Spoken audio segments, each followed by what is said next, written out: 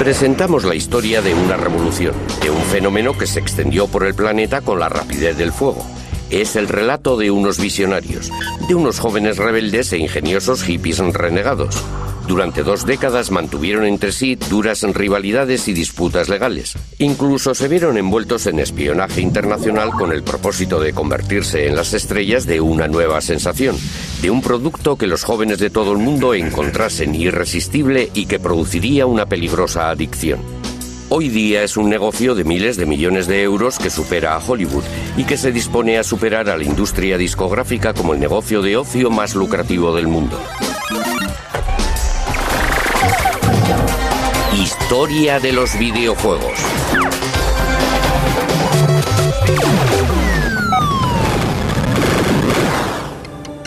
Todo empezó en 1972 con un puñado de rebeldes del Valle de Silicon que abandonó su trabajo rutinario de ingenieros con el fin de lograr hacer realidad su sueño de crear videojuegos.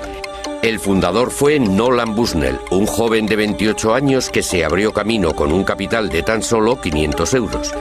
Creó una empresa a la que bautizó Go, el nombre de su juego de mesa favorito. En japonés, cuando alguien está a punto de vencer a otro, le avisa de antemano cortésmente diciendo Atari. Me pareció que era un nombre bastante agresivo para una empresa. A pesar de su falta crónica de fondos, Bushnell se dispuso a cortejar al que sería el primer ingeniero de Atari. Un buen día apareció Nolan y me invitó a almorzar en su nueva y reluciente ranchera. Me ofreció un sueldo de 1.000 euros al mes y algunas acciones en la empresa. Aún se combatía en Vietnam. En aquella época yo ponía en entredicho todo lo relativo a la autoridad, y si alguien me sugería que no debía de hacer algo, yo le llevaba la contraria. Decidí irme con él. Atari empezó en este edificio. Era una empresa sin infraestructura, solo nosotros 3. Estábamos asustados, en cierto modo.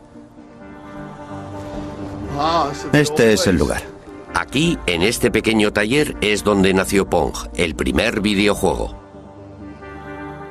Ahí es donde me sentaba y monté la primera máquina Pong. En realidad, Pong empezó como un mero proyecto de prueba. Exageró un poco las cosas. Me dijo que tenía un gran contrato con la General Electric. Ningún ingeniero quiere trabajar en un proyecto inservible. A pesar de que jamás nadie nos telefoneara, visitara o mantuviera correspondencia con nosotros, nunca se me ocurrió pensar que todo fuera mentira.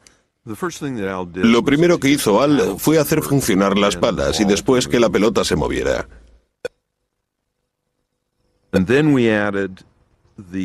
El lugar donde la pelota golpeara la pala determinaría el ángulo de rebote.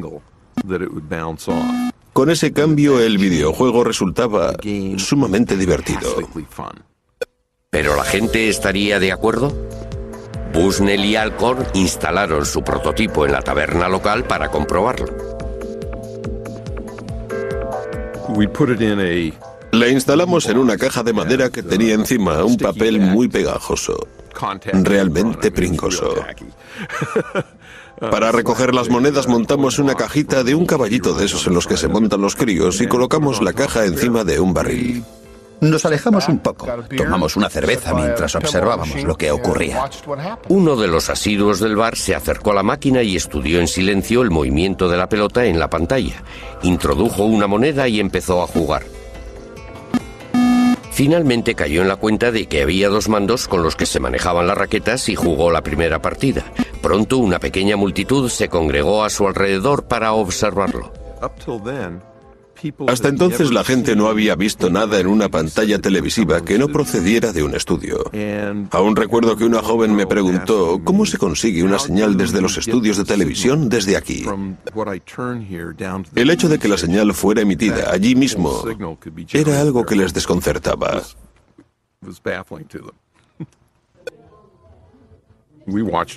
Estuvimos observando todo aquello y nos fuimos a casa. Al día siguiente nos llamaron para decirnos que la máquina se había roto. Abrimos la máquina y comprobamos que el problema era que la caja estaba tan llena de monedas que no cabía ni una más. Pensé, es un problema que fácilmente podremos solucionar. Cuando Nolan vio lo bien que funcionaba Pong, el dinero que estaba haciendo, se dijo, tengo una mina y lo que vamos a hacer es multiplicarla. Atari había empezado su andadura. Bushnell alquiló el local más barato que pudo encontrar, una pista de patinaje en desuso, y allí mismo montaron la primera fábrica. Cuando anuncié en la empresa que íbamos a montar 100 máquinas al día, todo el mundo me dijo: Nolan, estás loco de remate. Como no teníamos ni idea, acudimos a la oficina de empleo y contratamos a gente de la calle, entre la que había personas en libertad condicional y mala gente. Resultó un poco alarmante porque era un trabajo de aficionados. Entre las 6 semanas y los 2 meses estábamos ya montando 100 máquinas al día. La noticia se extendió y empezaron a diluviar encargos pidiendo Pongs, 10.000 solo para los Estados Unidos. Cogió al país por sorpresa. Teníamos solo 24 años. Acabábamos, como quien dice, de salir de la universidad y ya teníamos el mundo en nuestras manos. De una inversión inicial de 500 euros, Atari consiguió el primer millón.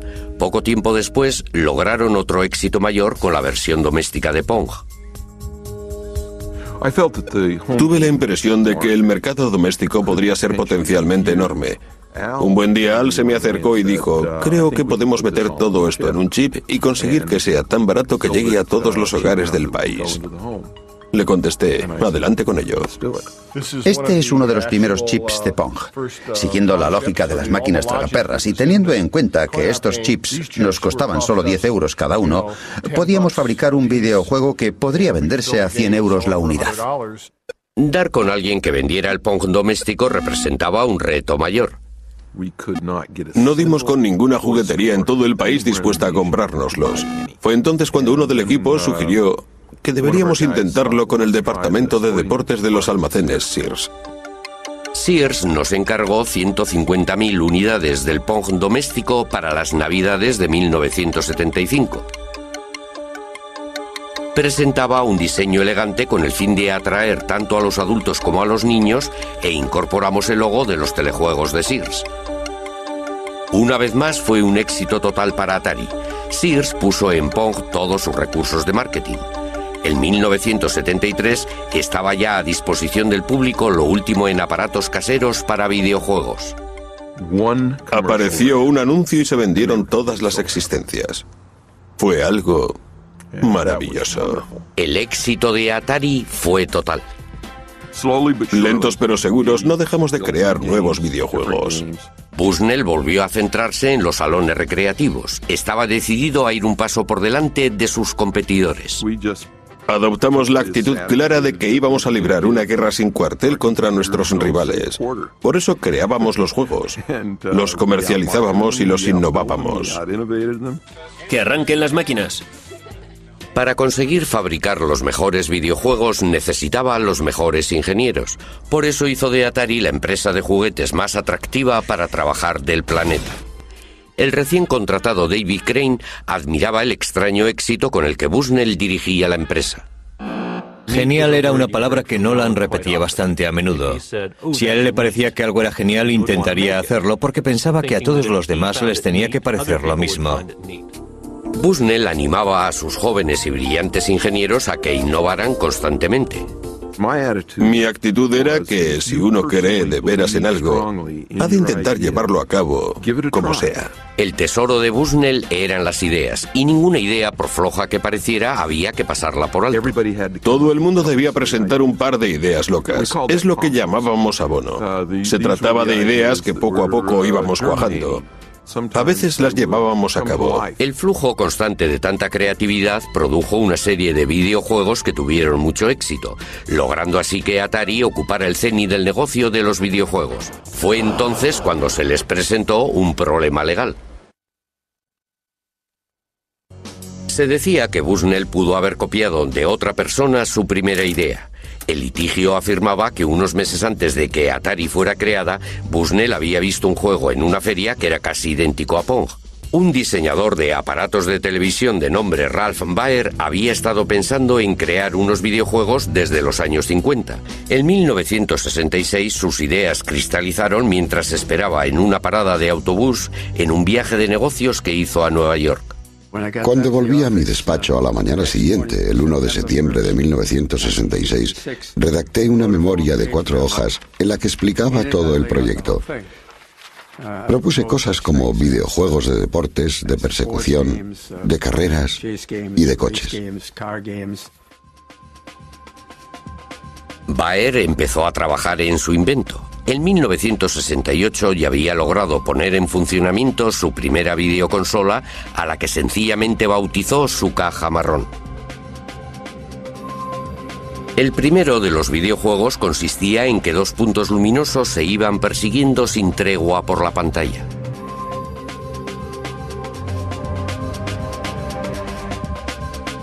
No tardó en aparecer un juego de ping-pong. Esto ocurría 4 años antes de que Bushnell y Alcor aparecieran con su Pong.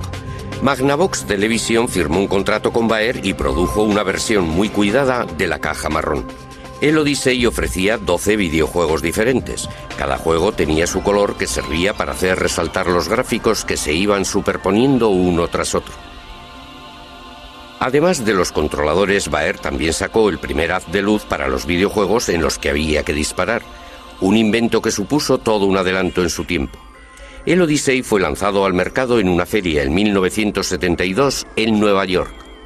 Fue el mayor éxito de la feria. Todo el mundo, incluida la prensa, estaba entusiasmado. Magnavox presenta Odyssey, 12 emocionantes videojuegos con los que podrás jugar en tu televisor. El 24 de mayo de aquel año, en otra feria en el Valle de Silicon, apareció un nombre en el libro de visitas: Nolan Bushnell. Probó los juegos ofrecidos por el Odyssey. Se divirtió con el juego del ping-pong.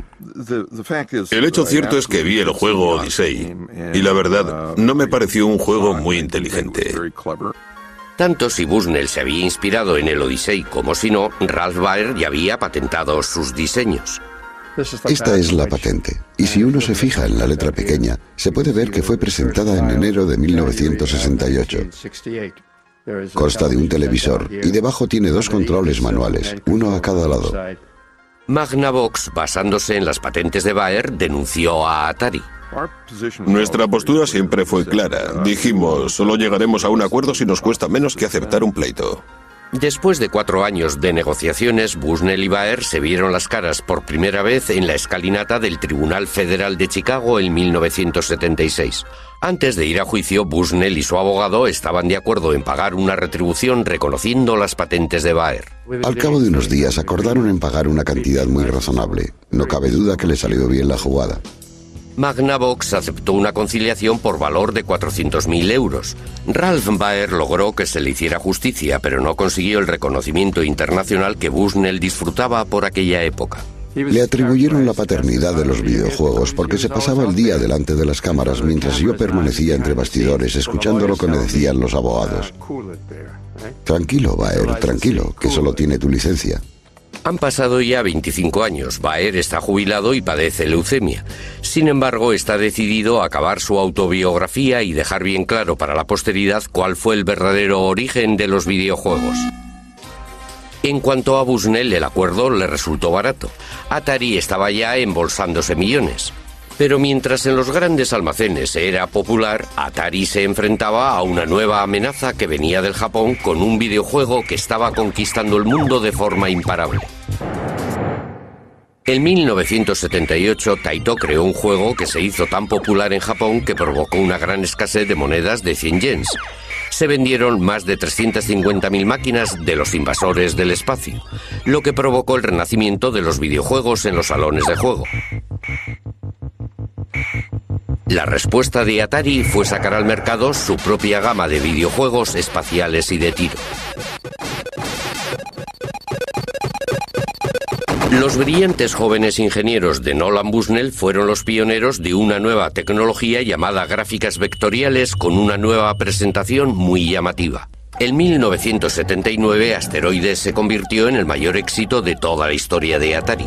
Atari tuvo otro éxito arrollador con Zona de Combate, unos gráficos tridimensionales que incluso fueron fuente de inspiración para el ejército norteamericano.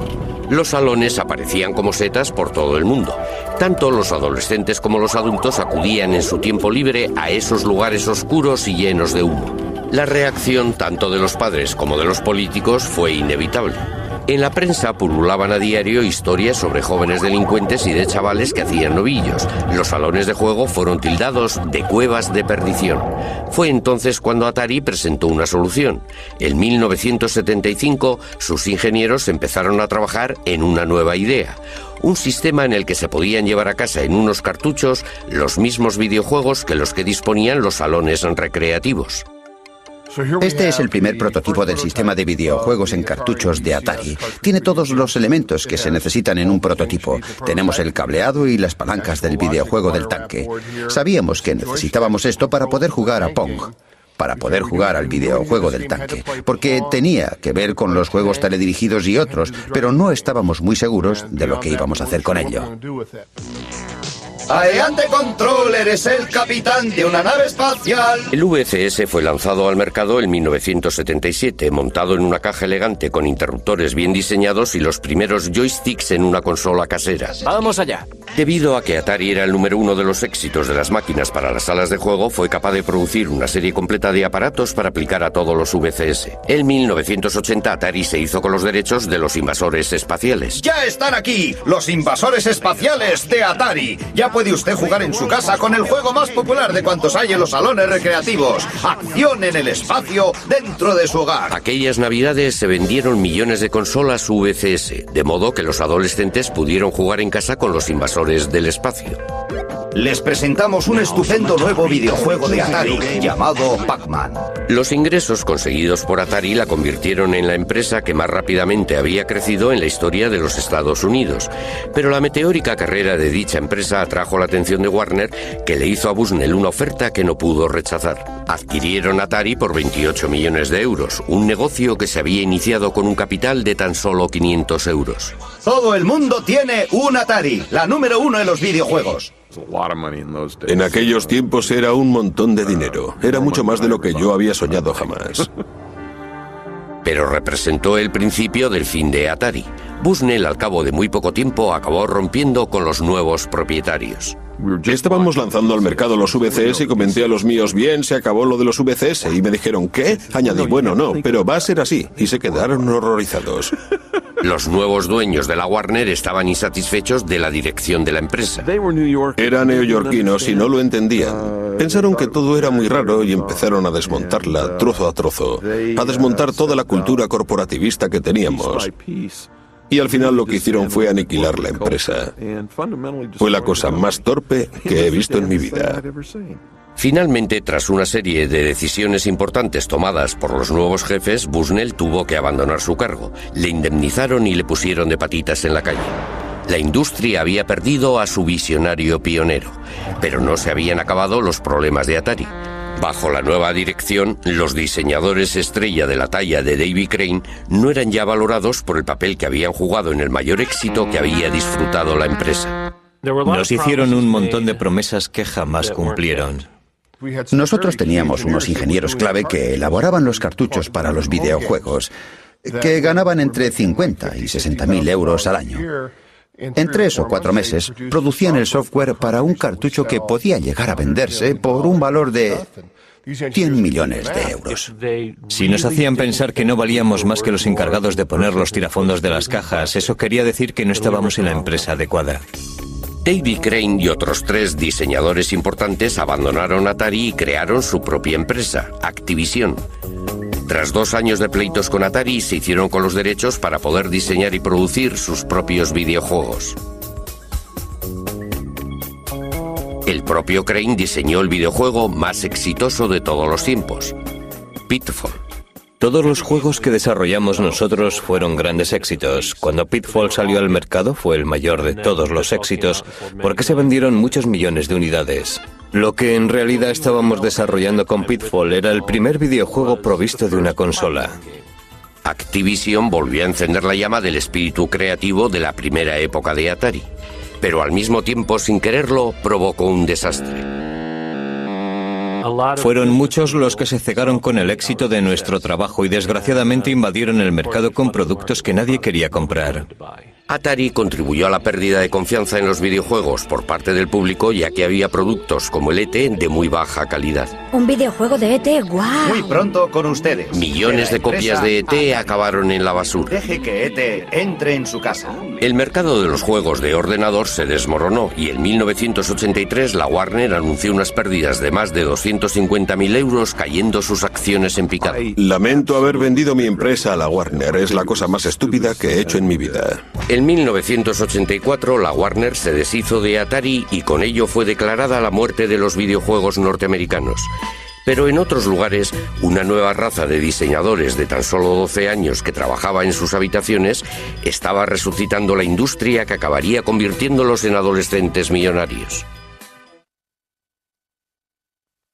A principios de los 80, unos adolescentes británicos montaron una revolución en sus cuartos, en las aulas y en los patios de los colegios. Eran los alumnos más raros de la escuela. Unos genios de la ciencia que eran buenísimos en matemáticas pero con pocos amigos, y que sin embargo se iban a convertir en millonarios. Sí, empezó como afición y se convirtió en una obsesión, y luego en una carrera. Los gemelos Philip y Andrew Oliver eran unos típicos adolescentes británicos. Sus padres no permitían que hubiera una videoconsola en casa. Sin embargo, pensaban que un ordenador sí que era algo educativo. Muy oportunamente apareció en el mercado toda una serie de ordenadores personales baratos como el Spectrum ZX y el Commodore 64. Miles de progenitores británicos los adquirieron para sus hijos con la idea de que les ayudasen a hacer los deberes, pero los chicos tenían otras ideas. Sin que nadie les echara una mano, descubrieron que eran capaces de crear sus propios videojuegos como los que había en las salas de juego e incluso mejores. Nos fijamos en las salas recreativas. El problema en dichos sitios era que los chicos tenían que meter monedas cada pocos minutos para divertirse, mientras que con los videojuegos podían pasarse jugando toda la tarde. Los gemelos Oliver fueron autodidactas y partiendo de cero aprendieron a programar videojuegos. En 1982, con tan solo 13 años, presentaron su primer videojuego a una revista especializada que publicó su trabajo. El trabajo había sido bautizado Roadrunner. Fue estupendo acudir a la escuela y decir a nuestros colegas, mirad, es nuestro trabajo. Fue estupendo poder jugar con los demás muchachos. Eran unos bloques pintados con un solo color. Corrían por la pantalla y el camión se movía por la pantalla. Solíamos retarnos, a ver cuánto puedes aguantar. El camino se iba estrechando más y más, y con muchas más curvas, y todo ello al azar. Finalmente te sacaba del juego. La revista les pagó 75 euros, una bonita suma de dinero de bolsillo para unos adolescentes de 13 años. Luego se presentó la oportunidad de aparecer en la televisión. Se presentaron a un concurso televisivo en el que competían chicos de su edad. Elaboramos un videojuego, lo enviamos y ganamos el primer premio. Salimos en la tele, fue estupendo. Más tarde nos comentaron que habíamos sido los únicos que habíamos enviado un proyecto. En realidad no querían que preparáramos un videojuego, solo querían un diseño sobre papel. Habíamos creado un videojuego. Les llovieron ofertas para comprar sus juegos y la afición de los gemelos se convirtió en una pequeña industria. Preparamos toda una serie de Esos juegos. fueron los primeros. Este es el asesino P y la cueva P. Hubo muchas noches que las pasamos trabajando y al día siguiente íbamos a la escuela como si nada. Teníamos que interrumpir el proyecto que estábamos elaborando con todas las flechas y peñascos. Íbamos a rematarlo y... Teníamos que irnos a la cama y nos despertábamos con nuevas ideas para el juego. No hacíamos más que trabajar. Sospechábamos que llevábamos mucho tiempo trabajando cuando los pajarillos empezaban a piar en la ventana y comenzaba a amanecer. Y oíamos al lechero. Sí. Las revistas distribuyeron sus juegos por todo el país, pero los gemelos consiguieron muy poco dinero. Cuando cumplieron los 18 años, los padres pensaron que había llegado la hora de que fueran a la universidad y de que consiguieran un trabajo serio. Pero uno de sus profesores persuadió a los padres para que les concedieran un año con el fin de que su afición se transformara en negocio. Unas semanas más tarde, todo cambió cuando conocieron a los hermanos Darling. Richard y David también habían estado creando sus propios juegos desde los 11 y los 12 años, pero estaban insatisfechos con las cantidades que las empresas estaban ofertando a los jóvenes diseñadores. Por esa razón empezaron a vender sus juegos por correo, creando su propia empresa en una habitación de la casa. Duplicaban los juegos en una cassette, imprimían sus trabajos y llegaron a vender 1 millón de copias. Con tan solo 17 y 18 años montaron su empresa llamada Codemaster. Fue en su primera comparecencia en una feria con 18 años cuando conocieron a los gemelos Oliver. Vinieron los gemelos Oliver a nuestro stand y nos presentaron una demo con uno de sus juegos que habían preparado de antemano. No paraban de decir, sí, un juego así, os daremos 15.000 euros. Estábamos alucinados. Alguna vez han comentado que se quedaron boquiabiertos, que se quedaron profundamente emocionados, pero lo debieron ocultar muy bien. Nos faltó tiempo para volver a casa. No pudimos conciliar el sueño. En menos de un mes creamos Super Robin Hood, que llegó a ser el número 1 en ventas. Para Navidades ya habíamos vendido más de 100.000 unidades y ganamos 15.000 euros. Era increíble. En cuanto empezamos a vender, ya no pudimos parar.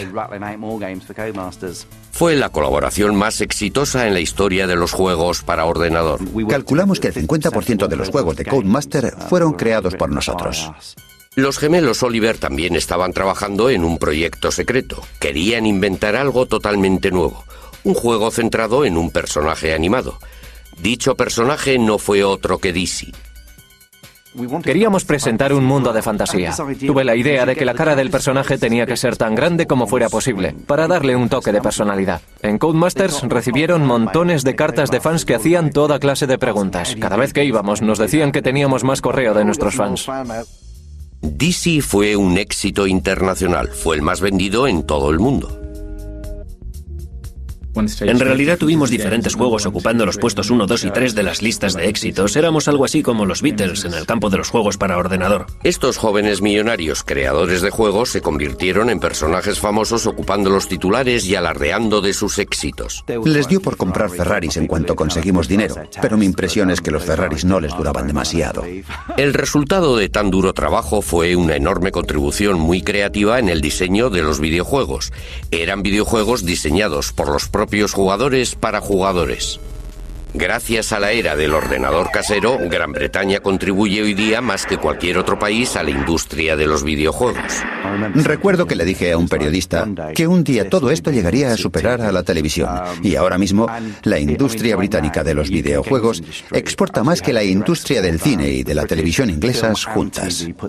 Pero a principios de los 80, mientras unos adolescentes británicos eran las estrellas de la era del ordenador casero, en Oriente también estaban emergiendo otras estrellas. El centro de la industria iba a desplazarse una vez más. La industria de los videojuegos, que había comenzado con Atari en la costa oeste de los Estados Unidos hacía 30 años, estaba ya dominada por Japón.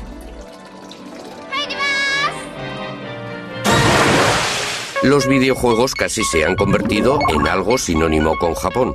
Ello se debe en gran parte a una serie extraordinaria de videojuegos basados en diferentes personajes. Todos fueron desarrollados en los años 80 por un único genio creador. Desde Walt Disney ningún hombre había tenido capacidad de llegar a las mentes y tocar los corazones de los niños de todo el mundo como Shigeru Miyamoto. Hubo un momento en el que caí en la cuenta de que los videojuegos podrían ayudar a la gente a expresar sus emociones. Desde entonces, los recuerdos de mi niñez han quedado reflejados en los videojuegos que he creado. Miyamoto creció en Sonebe, una pequeña ciudad provinciana cerca de Kioto. De niño, en el seno de una familia tradicional, transformó todo cuanto le rodeaba en un mundo de fantasía que empezó a explorar. Estaba siempre como absorto. Se pasaba mucho tiempo dando rienda suelta a sus sueños. De adulto, a la hora de trabajar, se basaba en la manera de jugar que había tenido de niño. Le recuerdo describiéndonos un paseo a través de un bosque que había cerca de su casa y que en su imaginación era algo extraordinario. Se imaginaba un montón de cosas que estaban sucediendo a su alrededor y que los demás éramos incapaces de ver, como caminos que llevaban a alguna parte. Miraba hacia arriba y no solo veía un trozo de cielo azul, sino que allí veía una trampilla secreta que le conducía a un nuevo mundo. En 1980, Miyamoto ofreció a Nintendo su visión y creatividad. Con base en la antigua ciudad de Kioto, Nintendo llevaba produciendo casi 100 años Hanafuda, los naipes tradicionales japoneses. Pero cuando su presidente Hiroshi Yamoshi se enteró del éxito de los videojuegos, como por ejemplo el de los invasores del espacio, transformó la empresa en una productora de juegos para ordenador.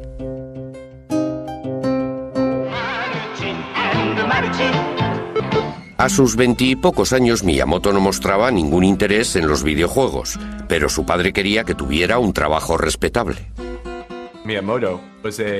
Miyamoto era un artista imaginativo, creativo, inventivo. El último lugar en el que esperaba ir a parar era una gran empresa. Odiaba los ordenadores, no tenía fe en cosas intangibles como por ejemplo la electricidad. El siguiente golpe de suerte fue un aviso de crisis proveniente de Norteamérica. Nintendo había establecido un pequeño cuartel general en Seattle. La época de los salones recreativos estaba en su punto álgido, con Atari a la cabeza, y Nintendo quería un trozo del pastel. La rama norteamericana de Nintendo había encargado 2000 unidades de un juego muy exitoso en Japón llamado Raiders Cop, pero en Norteamérica fue un desastre. Le solicitaron a la oficina principal en Kioto que creara algo que lo reemplazara. Como no disponían de un diseñador, tomaron la decisión de dar al empleado más novato su gran oportunidad. Miyamoto se quedó totalmente desconcertado y agobiado ante tal idea. Empezó a investigar. Acudió a los salones recreativos para poder ver y observar a los adolescentes que se divertían con aquellos videojuegos e intentó entender de qué se trataba. Empezó a forjar su idea y a considerarlos como si fueran películas. ¿Por qué no iban a poder contar una historia? Miyamoto creó una historia sencilla y unos personajes llenos de color en el juego que acababa de inventar. Permítame que le muestre el primer boceto que preparé para Donkey Kong. El gorila se escapa de la jaula, atrapa a la chica y se fuga con ella. Un hombre con un martillo en la mano le persigue esquivando todos esos barriles. Al final aparece un agujero en el suelo. El gorila cae dentro de él y se mata. Con el fin de dar vida a sus personajes, Miyamoto tuvo que trabajar con las limitaciones que le imponía la tecnología de la época. De repente surgió un problema. ¿Qué pelo tenía el personaje? El asunto es que él se estaba cayendo. En un videojuego, el pelo presentaba una dificultad que los diseñadores de la época no podían resolver. Es decir, por la inercia de la caída, el pelo tenía que aparecer con las puntas hacia arriba. Miyamoto resolvió el problema poniéndole una pequeña gorra. Dándole un toque final, Miyamoto compuso la música para el videojuego que fue enviado a Seattle. Quedaba por ver si Donkey Kong iba a tener más éxito que el fracaso que había supuesto Raiders Cop, al que debía sustituir.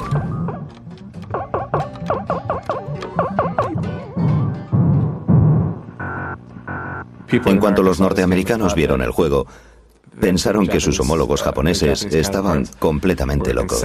Temiéndose lo peor, el equipo norteamericano de Nintendo tomó la decisión de poner a prueba el juego en un bar, exactamente igual que lo había hecho Atari una década antes. Al día siguiente, volvieron a la taberna Spot. Abrieron la caja del dinero y había 30 euros en monedas de 20 céntimos. Estaba casi a rebosar. Eso quería decir que la máquina había estado funcionando sin parar todo el tiempo que el bar había permanecido abierto, desde la mañana hasta la noche. Comentaron: vaya, qué aberración es esta. Es toda la investigación de mercado que necesitamos. Adelante con ello. Solo en el primer año el juego recaudó 100 millones de euros. Donkey Kong se convirtió en una estrella internacional gracias a una serie de videojuegos de mucho éxito. El primer compañero de Donkey Kong, Jumpman, llegó a tener incluso más fama y fortuna. En 1985, Nintendo anunció el lanzamiento de una nueva consola doméstica pensada para el mercado estadounidense. El sistema de entretenimiento Nintendo, o NES, sus siglas en inglés. Tras el colapso de la industria norteamericana de los videojuegos, muchos expertos pensaron que se habían vuelto locos, pero Nintendo contaba con un arma secreta. Con su nueva creación, Miyamoto consiguió que los videojuegos adquirieran otro nivel. Jumpman se reencarnó en un fontanero italiano de nombre Mario. Mario se convirtió en una atracción universal. Mario es capaz de hacer unos ejercicios físicos extraordinarios, como dar grandes saltos, pero no es un superhéroe. Se hunde en el agua y se hace daño si cae de las alturas.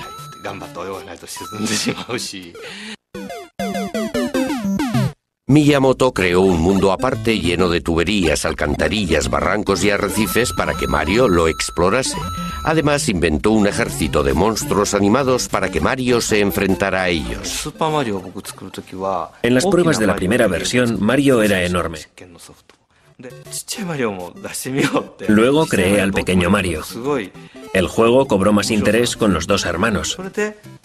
Más tarde me pregunté qué comida mágica podría transformar al pequeño Mario en el Mario grande. Fue cuando creé esa enorme seta roja.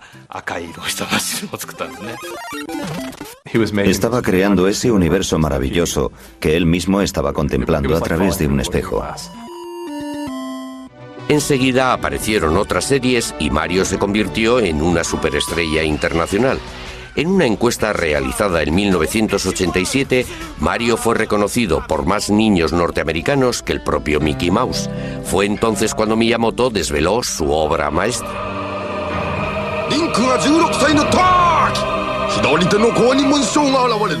Nintendo sacó el primero de una serie de juegos que han sido reconocidos por todos como los mejores de la historia. La serie Zelda. La leyenda de Zelda se movía a través de todas las formas y niveles. Ofrecía a los jugadores un enorme mundo mágico por el que podían vagar y explorar libremente. La historia se inicia con un niño que está en medio de un campo. Carece de espada y escudo. El jugador empieza poniendo nombre al niño, pero no tiene ni idea de qué ha de hacer a continuación. Anda vagando por el campo buscando algo que hacer. En aquellos tiempos fue una idea muy atrevida. Zelda estaba inspirada en la infancia de Miyamoto cuando andaba y vagaba por los campos del entorno de su casa. Subía a los montes atravesando bosques y espacios rocosos. Finalmente llegaba a un gran lago. Era sorprendente encontrar aquel lago, allí en las alturas. Parecía un mar enorme. Esa imagen ha sido muy utilizada en Zelda. Incorporé muchas cosas que había que ir descubriendo en Zelda. Eran detalles que pretendían ayudar a que el héroe dejara de ser niño y se convirtiera en todo un adulto. Mientras el niño va creciendo, el jugador piensa: yo solía asustarme con esto, pero ahora ya soy fuerte. Ese es el juego que yo estaba empeñado en crear. La leyenda de Zelda duraba más de 100 horas en las que los jugadores de todo el mundo se quedaban perplejos, fascinados. Fue todo un fenómeno que rompió todos los esquemas y estableció las bases de un género que desde entonces ha dominado el diseño de los videojuegos. A finales de los años 80, Nintendo vendió más de 30 millones de consolas NES, cientos de millones de videojuegos que supusieron una cuota del 80% de todo el mercado. Nintendo se convirtió en el amo absoluto de la industria de los videojuegos. Lo iba a demostrar al presentar un sistema de videojuegos radicalmente distinto que resultaría atractivo tanto para los niños como para las niñas e incluso para los adultos.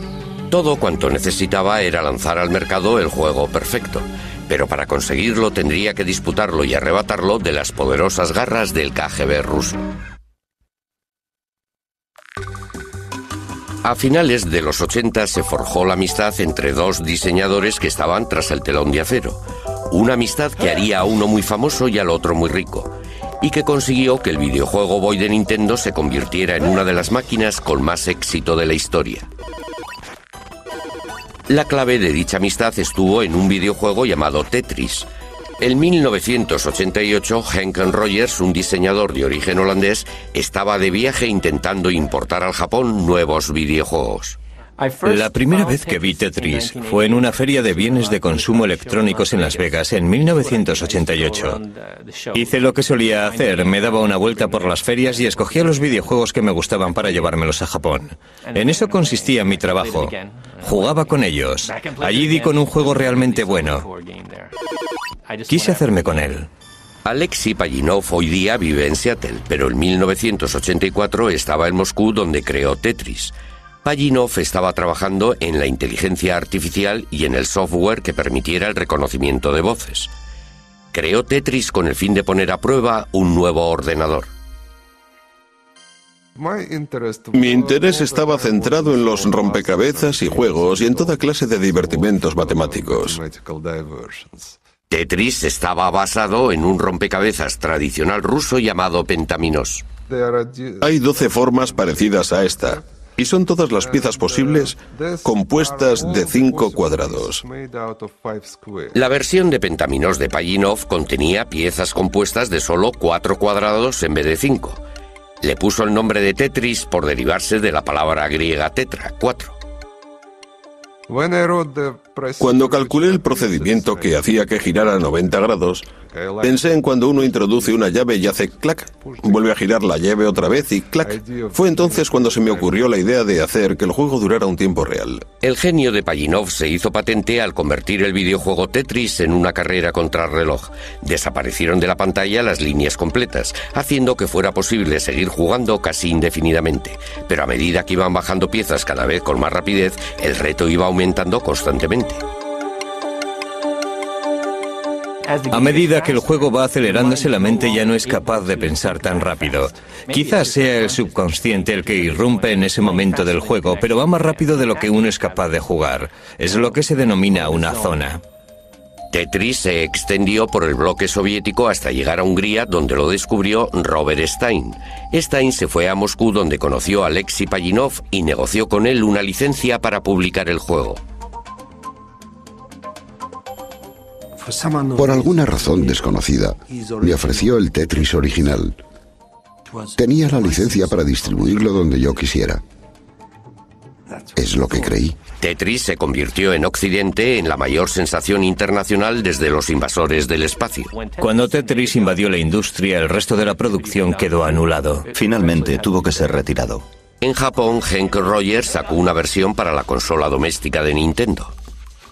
Sacamos este Tetris en las Navidades de 1988. Acabamos vendiendo 3 millones. Ese fue el momento cuando a Henk Rogers se le presentó la oportunidad del Game Boy de Nintendo.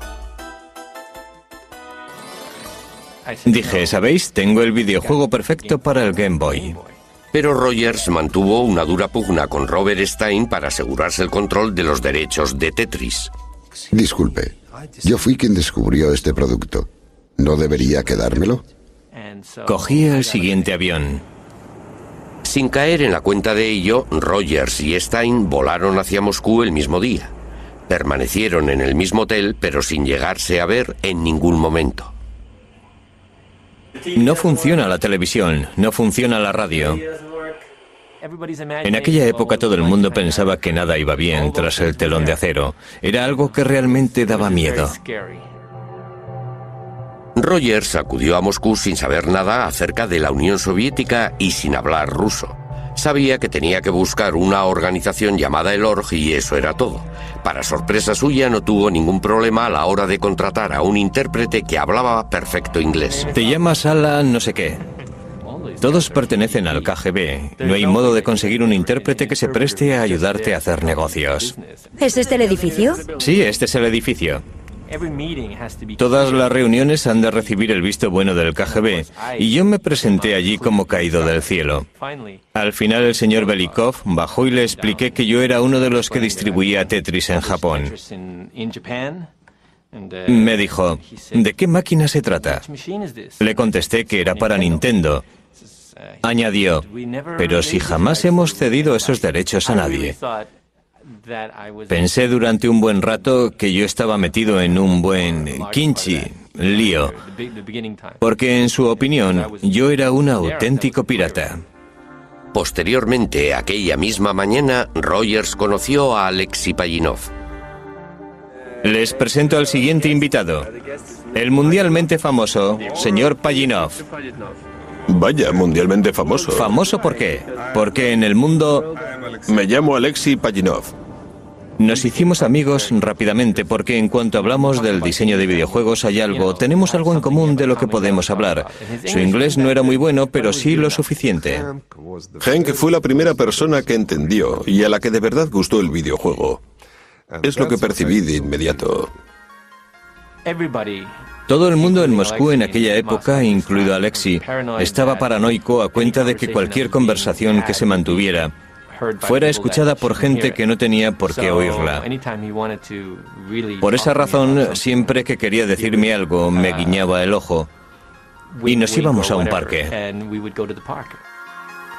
Finalmente iniciaron las conversaciones sobre la compra de los derechos de Tetris. Allí había al menos de 8 a 10 personas, algunas de las cuales pertenecían sin ninguna duda al KGB.